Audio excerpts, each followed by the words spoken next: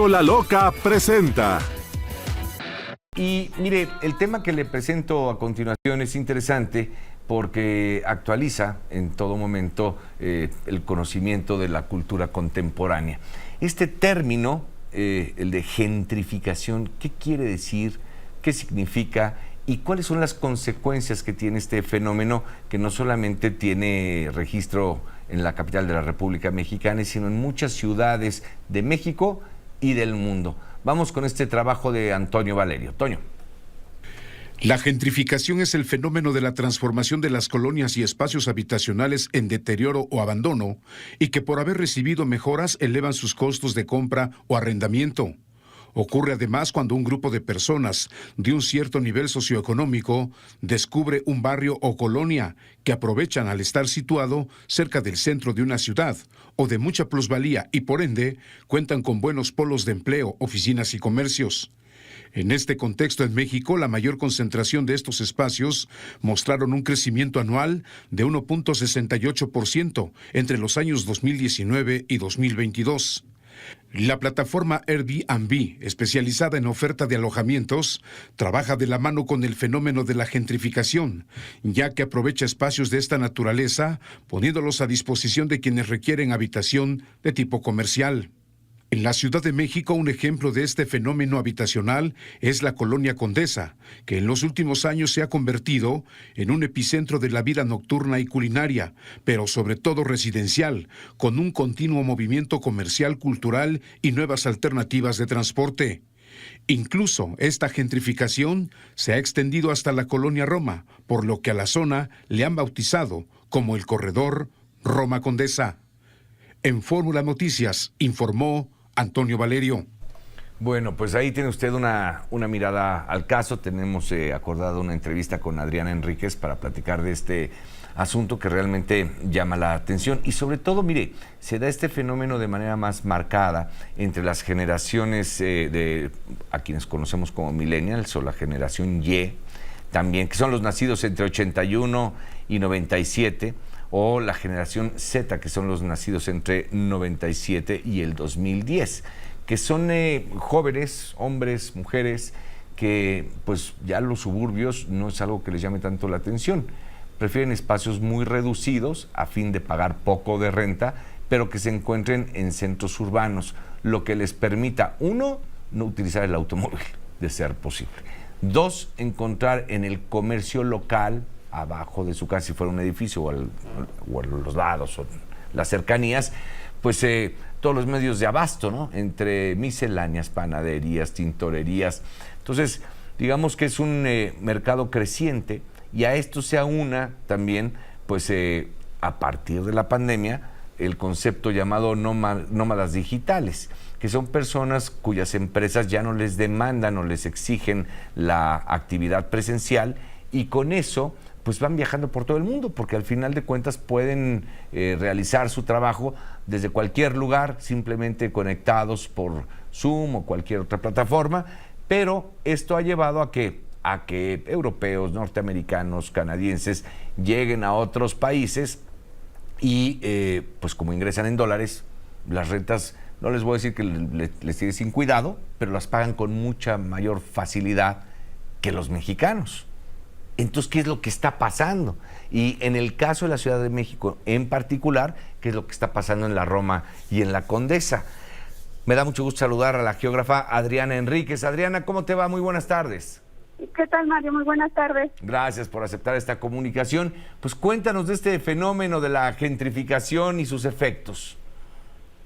Pues contarte en particular de este estudio que nosotros realizamos y que tratamos como de poner en blanco y negro particularmente este tema de la gentrificación. Nos llamaba particularmente la atención que era atribuible a este tema de las plataformas de alojamiento de corto plazo. Y lo que nosotros arrojamos a partir de este estudio, pues es que la gentrificación es un proceso multifactorial. Aquí intervienen varios elementos, entre lo que nosotros podemos destacar el impulso a esta política de regeneración y mejoramiento urbano que se ha dado particularmente en esta zona, y que esto a su vez pues se traduce en cambios de uso de suelo. Esta política Sí. se ha venido impulsando en la zona aproximadamente y de manera formal desde hace 20 años.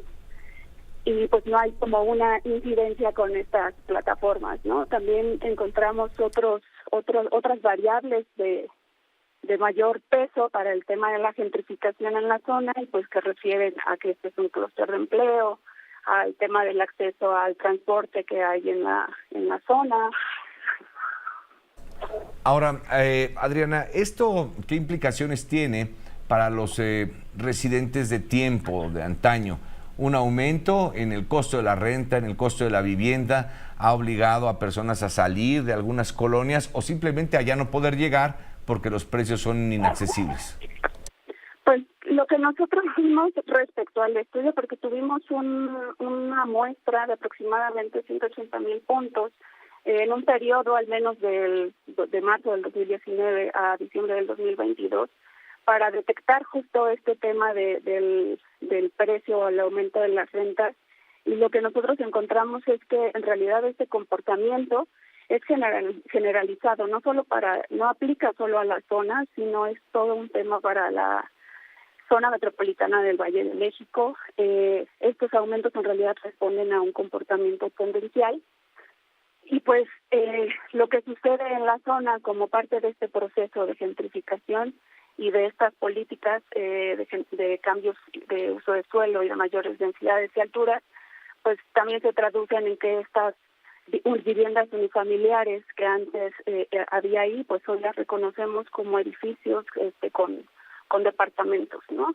Entonces, también en histórico esta zona ha sido de un nivel medio alto, que en realidad pues es Sí. también el sector que mismo se encuentra ahí, ¿no? Y digamos, además de la Ciudad de México, en donde, pues quizá por el carácter cosmopolita que siempre le ha significado, ¿en qué otras ciudades del país este fenómeno ya se ve de manera muy clara?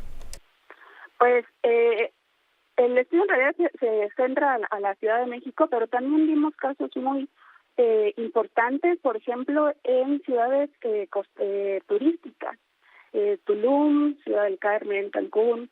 Estas ciudades, estos destinos turísticos, empiezan también a tener un proceso fuerte entre gentrificación, otro proceso que también se reconoce en términos urbanos y territoriales, que es la turistificación, que es un poco parecido a este proceso, y en el que también se empieza a dar esta presencia de aplicaciones o plataformas de este tipo. ¿Cómo han visto, no sé si el estudio lo contemple, Adriana, el fenómeno de los nómadas digitales? ¿Qué tanto impacta su presencia en las colonias, en las ciudades? Para el caso en particular también era parte de nuestros objetivos, y le hablamos o lo denominamos ahora nómadas digitales, pero esto es una especie de turismo, ¿no? Y es difícil de calcular. Y también otro tema particularmente importante es que de por sí la Ciudad de México ya tiene un flujo importante de turismo.